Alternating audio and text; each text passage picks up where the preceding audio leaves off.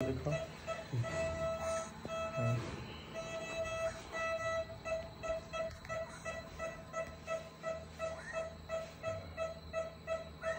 इसका सेक्शन लगाओ इसमें स्कोप में। हाँ ये ओमेगा एपिग्लोटिस होगी ना। क्या है सर ये?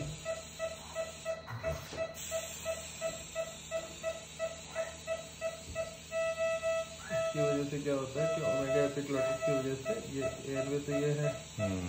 ठीक है। अब ये सर ऐसे हाँ ये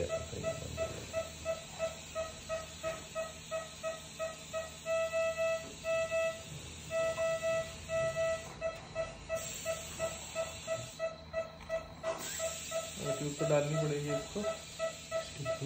इसके थ्रू नहीं जाएगी, इसके थ्रू नहीं जाएगी साइड से, नहीं या तो इसके विजन में डालें। इसके विजन में साइड से देना ट्यूब, लेकिन जाएगी